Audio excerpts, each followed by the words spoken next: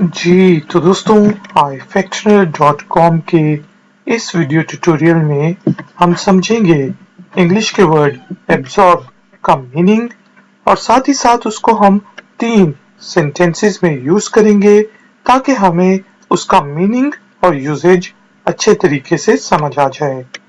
और आखिर में करेंगे एक छोटी सी एक्सरसाइज जिससे आपको एब्जॉर्ब का वर्ड हमेशा के लिए याद हो जाएगा। तो शुरू करते हैं अपना आज का ifactner.com का वीडियो ट्यूटोरियल। एब्जॉर्ब का मीनिंग होता है जज्ब।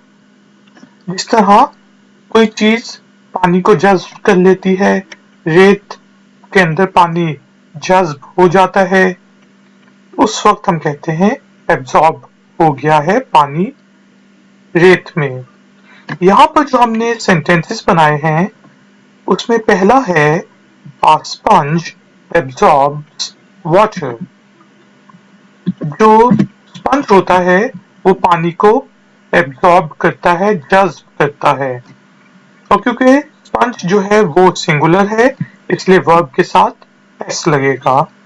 A sponge absorbs water। इसी तरह हम कह सकते हैं You can use cotton to absorb water। आप रुई को इस्तेमाल कर सकते हैं पानी को जज्ब करने के लिए। You can use tissue papers to absorb water। आप टिश्यू पेपर्स यूज कर सकते हैं पानी को एब्जॉर्ब करने के लिए, जज्ब करने के लिए। और एब्जॉर्ब को हम उस वक्त भी यूज करते हैं जिस तरह हम कहते हैं कि वो अपने काम के अंदर डूबा हुआ है, वो अपनी गाने के अंदर डूबी हुई है। मसलन he was absorbed in his work। कि वो अपने काम के अंदर डूबा हुआ था, यानी कि काम के अंदर वो जज्ब हुआ था। he was absorbed in his work। तो हमने देखा एब्जॉर्ब का मीनिंग होता है जज्ब करना, जज्ब होना।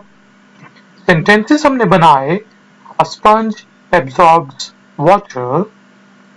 You can use cotton to absorb water। और he was absorbed in his work। Exercise के तौर पे मैं आपसे कहूंगा कि आप एक जुमला वर्ड एब्जॉर्ब को यूज करते हुए लिखें और नीचे कमेंट्स में पोस्ट कर दें। अगर तो वो ठीक होगा तो मैं आपको अप्रिशिएट करूंगा, शाबाशी दूंगा। अगर उसमें कोई गलती होगी तो उसको मैं सही करूंगा और इस तरह आपको वर्ड एब्जॉर्ब का मीनिंग हमेशा के लिए याद हो जाएगा। काइंडली ifactner.com को विजिट करें ऐसे ही और अच्छे ट्यूटोरियल्स देखने के लिए। इस वीडियो को लाइक और शेयर करना ना भूलिएगा और मेरे चैनल को सब्सक्राइब करके घंटी वाले आइकॉन को जरूर प्रेस कर दें ताकि मैं जब भी कोई नई वीडियो अपलोड करूं तो आपको पता चल जाए। क्वेश्चंस पूछने के लिए आप नीचे जो कमेंट्स बॉक्स है उसमें पूछ सकते हैं या फिर मुझे facebook.com/ifactner पर मैसेजिंग कर सकते हैं। मिलेंगे एक और नए ट्यूटोरियल में। Until then, take care, keep learning, keep enjoying. Good day.